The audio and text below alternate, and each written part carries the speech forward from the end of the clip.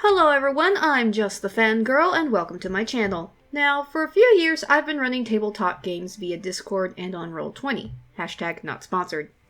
And during these years I've been learning a lot, so I'm here today to share with you things I've learned about being a game master. Before I go further, some small disclaimers. First, I am by no means an expert. I've only been at this for the better part of 3 years, and most of my tips are combos of knowledge I've gained from first-hand experience and from other more experienced GMs over the internet. So take what I share here with a grain of salt, and maybe check out the links I have below to channels from folks like Geek and Sundry, Matt Colville, and Seth Swarkowski. They're my personal faves, and they can link you to tons of other channels where you can get similar advice. Now, on to the list. Number 1. Start with the manual. I know everyone's going to say this, but it's really the best way to get to know a game and decide if you really want to be a GM or not. Whether it's for Dungeons & Dragons, Call of Cthulhu, or Paranoia, you should start off by reading the manual first. Some manuals are going to be simple. Maybe for both GMs and players, all you need is one book. Or the system has quick start guides online, so you can skim the basics before you dive in. Or perhaps there are cheat sheets on the back of a game screen. But some may require more than that, by needing a GM book, a player's book, and maybe a monster manual or villain guide or two.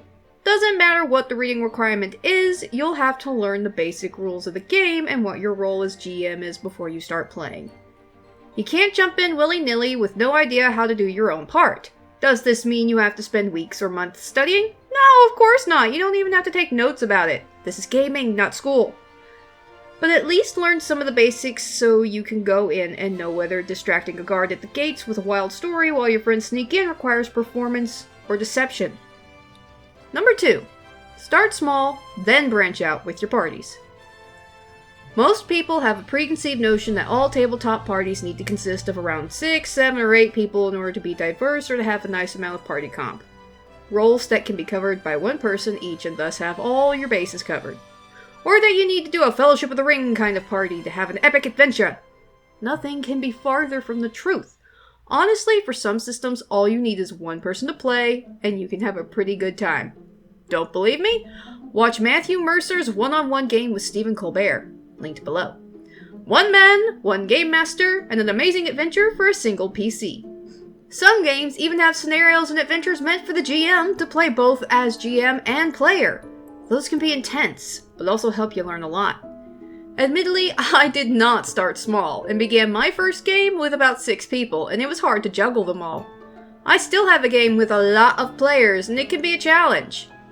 For me, the easiest games are 4 to 5 people. Each game I've done with about those numbers has always been fun, and usually resulted in everyone getting equal spotlight time, or being able to explore and grow both in and out of adventures. Speaking of, it's okay to start with a module. Yes, I'm going to get flack, but I've done games both with and without modules, and personally, I prefer modules for 2 reasons. 1, it gives me a template to start with and a ready-made story I can drop my gang into, without having to do loads and loads of notes. I can open the book or load the PDF and go. And 2, they're adaptable/changeable.